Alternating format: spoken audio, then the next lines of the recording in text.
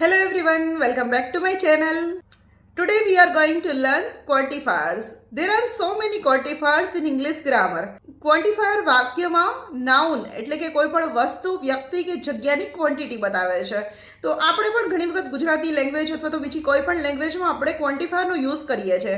જેમ કે ઘણા બધા, થોડું, પુષ્કળ પ્રમાણમાં, વધારે પડતું.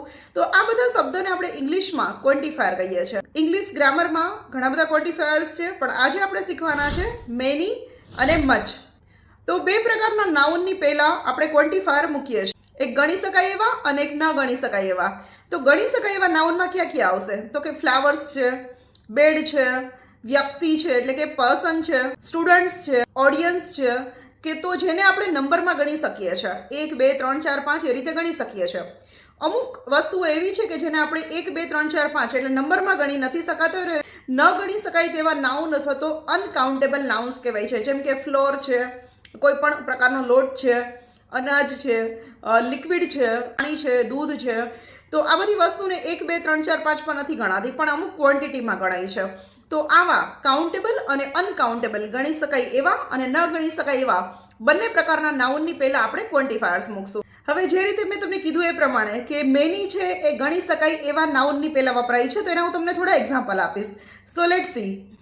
I have many friends. She has many dresses. He has many bags. They have many cars. તો તમે એ જોઈ શકો છો કે ડ્રેસીસ છે, કાર્સ છે, એને ગણી શકાય છે કે કેટલા પ્રમાણમાં છે. 10 છે, 15 છે, 20 છે, 100 છે, 200 છે. તો જ્યારે આ રીતે ગણી શકાય એવી વસ્તુઓના આગળ આપણે જ્યારે ક્વોન્ટિટી બતાવી હોય તો આપણે ઘણું એવું કહેવા માટે મેની કહેશું. ત્યારબાદ મચ. તો મચનો મિનિંગ થાય છે કે જ્યારે ન ગણી શકાય એવી વસ્તુ, જેમ કે આપણે 1 2 3 4 5 એ રીતે નથી ગણી શકતા, તો એના માટે આપણે ઘણું કહેવું હોય તો આપણે મચનો યુઝ કરશું. તો એને એક્ઝામ્પલ જોઈએ છે. I have much time. મારી પાસે ઘણો સમય છે. There is much milk in this glass. આ ગ્લાસની અંદર ઘણું બધું દૂધ છે. C needs much juice. તેને ઘણું બધું જ્યુસ જોઈએ છે. હી ટેક્સ મચ સોલ્ટ. તે ઘણું બધું મીઠું ખાય છે. તો આ રીતે જ્યારે આપણે ઘણું બધું એવું કહેવું હોય ત્યારે ગણી શકાય એવા નાઉનની આગળ મેનીનો યુઝ કરશું, અને જે વસ્તુ ગણી શકાતી નથી એના માટે આપણે મચનો યુઝ કરશું. તો આઈ હોપ તમને મચ અને મેનીનો ડિફરન્સ ક્લિયર થઈ ગયો હશે. Now you can use this in your daily communication. જે સ્ટુડન્ટ્સને મેની અને મચનો ડિફરન્સ ક્લિયર થઈ ગયો છે તે લોકો કોમેન્ટની અંદર મેની અને મચનું એક સેન્ટેન્સ લખશે, જેથી કરીને તમને પણ મેની અને મચનો યુઝ કરતા આવડી જશે. આવા જ નવા નવા વિડીયોઝ જોવા માટે મારી યુટ્યુબ ચેનલ ડૉક્ટર ખ્યાતિ વાડેને સબસ્ક્રાઇબ કરી દેજો.